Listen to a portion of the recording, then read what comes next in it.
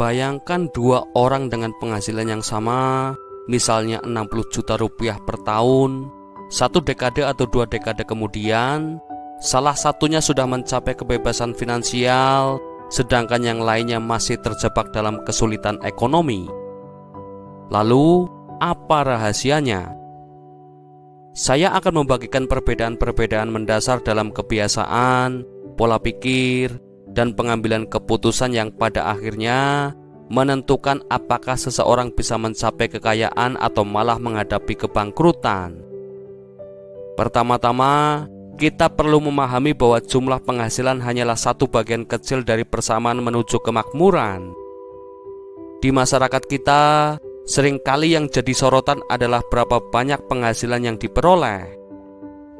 Namun, yang jauh lebih menarik adalah bagaimana kebiasaan finansial, meskipun terlihat sepele dan kurang glamor, dapat mempengaruhi kestabilan keuangan jangka panjang.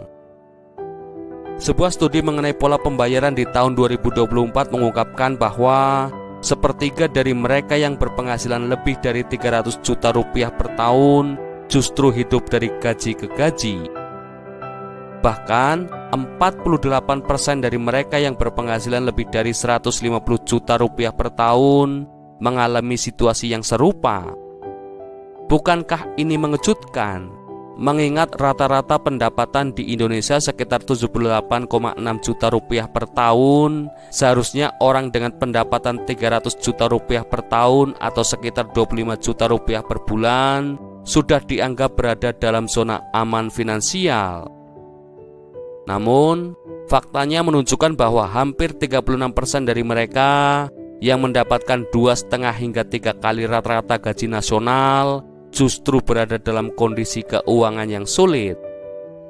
Ini semua berakar pada 3 kesalahan umum yang sering kali membuat seseorang bangkrut, meskipun pendapatannya terlihat mencukupi. Dengan pemahaman ini, mari kita gali lebih dalam dan temukan bagaimana perubahan pola pikir dan kebiasaan keuangan bisa menjadi kunci untuk meraih kebebasan finansial. Kalian siap untuk mengubah cara pandang dan mengelola keuangan? Mari kita mulai perjalanan menuju kehidupan yang lebih stabil dan makmur. Kebiasaan pertama yang harus diwaspadai adalah inflasi gaya hidup. Cara tercepat untuk menghancurkan tambahan pendapatan yang kalian peroleh adalah dengan langsung meningkatkan pengeluaran tanpa memikirkan masa depan. Buku The Millionaire Next Door yang ditulis pada tahun 1996 mengungkapkan rahasia hidup para orang kaya. Penulisnya meneliti profil kekayaan dari 1% terkaya dan menemukan bahwa banyak dari mereka menjaga gaya hidup tetap sederhana meskipun pendapatannya meningkat. Sebaliknya, banyak orang yang terlihat sukses secara finansial ternyata justru terjebak dalam hutang. Dokter dan pengacara, misalnya, yang memiliki pendapatan di atas rata-rata, kerap memiliki mobil mewah dan rumah besar demi tampil serasi dengan lingkungan sekitarnya. Akibatnya, mereka harus bergulat dengan cicilan mobil dan rumah yang membebani. Analogi yang sangat kuat dari buku ini mengatakan bahwa meningkatnya pendapatan ibarat melakukan serangan, sementara menjaga pengeluaran tetap rendah adalah pertahanan yang kokoh. Kutipan terkenal dari buku ini mengatakan, pelanggaran hebat dan pertahanan yang buruk diterjemahkan menjadi akumulasi kekayaan yang kurang. Dengan kata lain, fondasi kekayaan itu terletak pada pertahanan keuangan yang kuat, yakni melalui penganggaran dan perencanaan yang tepat. Walaupun pendapatan kalian sangat kuat, tapi pengeluaran yang tak terkontrol, kekayaan tidak akan tumbuh secepat yang diharapkan. Fokus pada pertahanan keuangan adalah kunci untuk menciptakan kekayaan yang berkelanjutan dan menghindari jebakan gaya hidup yang mewah namun tidak stabil. Bayangkan jika kalian punya 2 teman, sebut saja Doni dan Arman, yang sama-sama menghasilkan 75 juta rupiah per tahun. Di sini, kebiasaan kedua yang sering dijumpai adalah terlalu banyak terjebak dalam utang dan pinjaman. Pinjaman ini dengan mudah membuat kalian hidup di luar kemampuan. Misalnya, jika kalian membeli mobil mewah yang merupakan aset terdepresiasi, bayarannya setiap bulan akan perlahan menggerogoti kekayaan masa depan. Doni sayangnya memiliki hutang bank sebesar 50 juta rupiah dengan bunga 20%. Untuk melunasinya dalam setahun, Doni harus mengalokasikan sekitar 5 juta rupiah per bulan hanya untuk hutang beserta bunganya. Hal ini membuat Doni memiliki sisa pendapatan yang jauh lebih sedikit untuk ditabung, diinvestasikan, atau untuk kebutuhan lainnya. Sementara itu, Arman tidak memiliki utang dan justru mampu menginvestasikan 5 juta rupiah yang sama setiap bulan ke pasar saham dengan imbal hasil 8% per tahun. Dalam 1 tahun, Arman berhasil menabung 60 juta rupiah dan berkat bunga majemuk, tabungannya dapat tumbuh menjadi lebih dari 1,8 miliar rupiah dalam jangka waktu sekitar 30 tahun. Dari sini terlihat jelas, semakin lama menunda untuk mengambil tindakan, semakin besar dampak utang terhadap kekayaan bersih jangka panjang. Bayangkan, jika kalian dan teman kalian sama-sama menghasilkan 75 juta rupiah per tahun, perbedaan besar akan muncul jika satu dari kalian terjebak dalam utang bank sedangkan yang lainnya bebas dari utang. Salah satu tonggak penting yang harus kalian raih di setiap tahapan kehidupan adalah bebas dari hutang. Secara pribadi, saya percaya kalian juga harus segera melunasi cicilan mobil. Mengambil pinjaman untuk aset yang nilainya menurun adalah salah satu cara di mana uang kalian tidak pernah bekerja untuk kalian. Kesalahan umum ketiga adalah kurangnya pelacakan penganggaran dan perencanaan keuangan. Tanpa pencatatan, sangat mudah bagi kalian untuk membelanjakan uang secara sembarangan tanpa menyadari dampak jangka panjangnya. Misalnya, di usia 20-an, saya sering membeli makan siang di luar meskipun perusahaan tempat saya bekerja sudah menyediakan makan siang. Keinginan untuk variasi membuat saya menghabiskan lebih dari 3 juta rupiah per bulan hanya untuk makan siang di luar. Padahal, uang itu bisa dengan mudah ditabung. Kalian mungkin tidak menyadari berapa banyak yang telah kalian belanjakan jika tidak melacaknya. Dengan pemahaman yang jelas tentang kemana uang kalian pergi, kalian akan lebih sulit untuk mengeluarkan uang secara berlebihan. Sebaliknya, ketidaktahuan tentang pengeluaran bisa membuat kalian terus-menerus membeli barang-barang yang sebenarnya tidak terlalu penting, sehingga menyepelekan tabungan. Akibatnya, kalian pun beresiko hidup dari gaji ke gaji. Mari kita lihat 3 kebiasaan yang membawa menuju kekayaan. Kalian benar-benar harus memperhatikan bagian ini jika ingin mencapai kemakmuran. Pertama, investasi itu harus dimulai sedini mungkin. Bayangkan kembali 2 teman kita, Doni dan Arman, yang sama-sama menghasilkan 75 juta rupiah per tahun. Arman memulai menabung dan berinvestasi sejak usia 20 tahun, mengalokasikan 60 juta rupiah per tahun selama 10 tahun, dari usia 20 hingga 30 tahun. Sedangkan Doni di sisi lain lebih memilih berpesta di usia 20-an. Ia menikmati sushi sepuasnya dan sering membeli es kopi sehingga hidupnya dari gaji ke gaji. Hingga suatu saat memasuki usia 30 tahun, Doni akhirnya sadar bahwa harus menata hidupnya. Kemudian Doni mulai menabung dan berinvestasi 60 juta rupiah per tahun selama 35 tahun ke depan.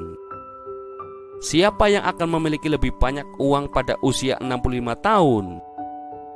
Walaupun Arman hanya menabung selama 10 tahun di usia 20-an, hasil akhirnya tetap jauh lebih menguntungkan karena keuntungan dari investasi yang dimulai lebih awal. Doni pun akhirnya hanya berhasil mengumpulkan total 2,1 miliar rupiah. Sedangkan Arman berhasil mencapai 7,5 miliar rupiah. Kekuatan dari head start 10 tahun tersebut sangat terasa, bahkan jika penghasilan kalian sama. Perbedaan cara mengelola waktu dan investasi bisa menghasilkan akumulasi kekayaan yang jauh lebih besar. Kebiasaan kedua yang membawa pada kekayaan adalah membayar diri kalian terlebih dahulu. Banyak dari kalian terjebak dalam pemikiran bahwa semua uang yang masuk bisa langsung habis dibelanjakan.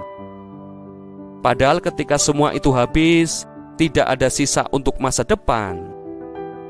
Oleh karena itu, setiap kali kalian menerima gaji, langkah pertama yang harus dilakukan adalah menyisihkan sebagian dari gaji tersebut untuk diri kalian di masa depan.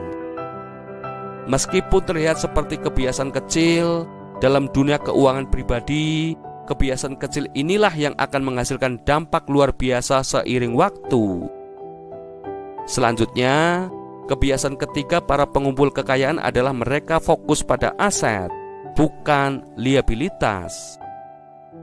Orang kaya lebih memprioritaskan pengeluaran uang untuk hal-hal yang dapat menghasilkan pendapatan atau menambah nilai seiring waktu, seperti saham, properti, atau bahkan memulai bisnis. Aset-aset ini dapat memberikan arus kas positif, seperti dividen dari saham atau pendapatan sewa dari properti, yang kemudian bisa diinvestasikan kembali atau digunakan untuk menutupi pengeluaran lainnya demi menumbuhkan kekayaan secara keseluruhan. Di sisi lain, liabilitas justru menguras uang dari dompet kalian. Bayangkan, misalnya ketika kalian melakukan pembayaran mobil, mobil umumnya adalah aset yang nilainya terus menurun seiring waktu. Dan jika kalian membelinya dengan pinjaman, kalian harus membayar bunga atas pinjaman tersebut. Artinya, kalian tidak hanya membayar harga pokok mobil, tetapi juga bunga, sementara nilai mobil itu sendiri terus menyusut. Ini merupakan transaksi yang sangat tidak menguntungkan. Mari kita bandingkan dua orang dengan pendapatan yang sama, namun satu memiliki pola pikir kelangkaan, sementara yang lain memiliki pola pikir kelimpahan. Orang dengan pola pikir kelangkaan seringkali hidup dengan kekhawatiran terus-menerus tentang uang, merasa cemas akan kehabisan dan walaupun sebenarnya cukup. Ketika datang pada investasi, naluri mereka justru membuat mereka menahan uang dan menghindari resiko, karena resiko dianggap sebagai jalan pintas untuk kehilangan uang. Mereka cenderung menyimpan uang di bawah kasur, meskipun logika mereka sedikit tidak rasional.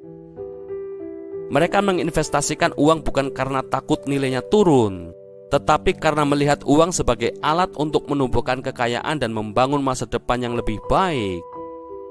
Mereka bahkan menggunakan uang untuk berinvestasi pada diri sendiri, mempelajari keterampilan baru atau mengejar proyek sampingan.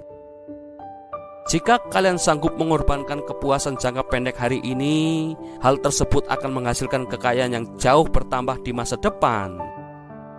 Keberhasilan ini pun akan membangun kepercayaan diri, yang kemudian semakin menguatkan keyakinan dan potensi untuk terus berkembang, menciptakan siklus positif. Sebelum kita lanjutkan video ini, jika kalian menyukainya, kalian bisa menekan tombol like dan share video ini ya guys. Kalian juga bisa berlangganan gratis channel kami dengan menekan tombol subscribe channel Inspirasi Bijak. Jangan lupa pula untuk nyalakan notifikasinya, sehingga kalian tidak ketinggalan video-video inspiratif kami selanjutnya. Jika ada sesuatu yang ingin kalian bagi dengan kami, pemikiran, ide, saran, atau kritik berkaitan dengan tema dalam video ini, kalian bisa ketik di kolom komentar ya kawan. Kami balas komentar kalian kok. Don't worry.